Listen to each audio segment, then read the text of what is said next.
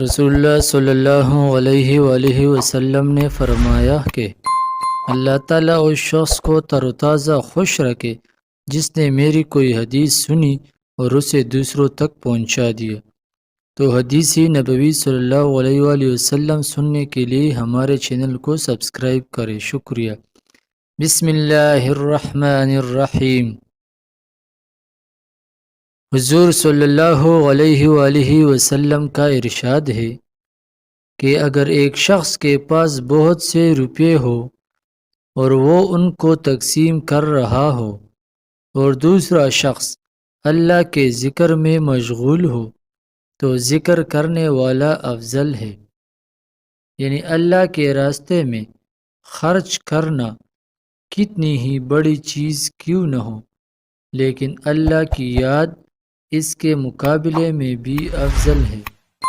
پھر کس قدر خوش نصیب ہے وہ مالدار، اللہ کے راستے میں خرچ کرنے والے، جن کو اللہ کے ذکر کی بھی توفیق نصیب ہو جائے۔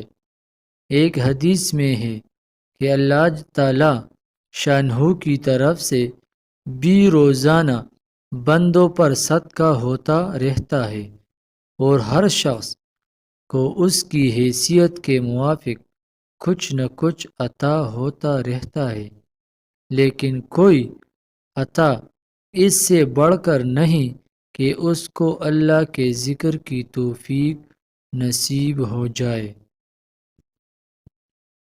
جو لوگ کاروبار میں مشغول رہتے ہیں، تجارت، زراعت، ملازمت میں گرے رہتے ہیں، اگر تھوڑا بہت وقت اللہ کی یاد کے لیے اپنے اوقات میں سے نکال لے تو کیسی مفت کی کمائی ہے۔ دن رات کے 24 گھنٹوں میں سے 2-4 گھنٹے اس کام کے لیے نکال لینا کون سی مشکل بات ہے۔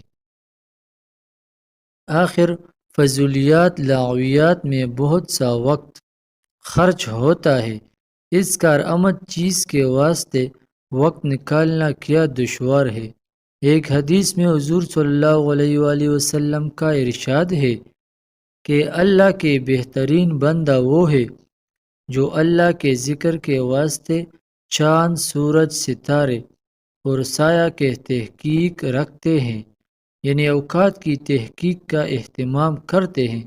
اگرچہ اس زمانے میں گھڑی گھنٹوں کی کثرت نے اس سے بے نیاز کر دیا، پھر واقفیت ان چیزوں کی مناسب ہے کہ گھڑی کے خراب اور غلط ہو جانے کی صورت میں اوقات ضائع ہو جائیں۔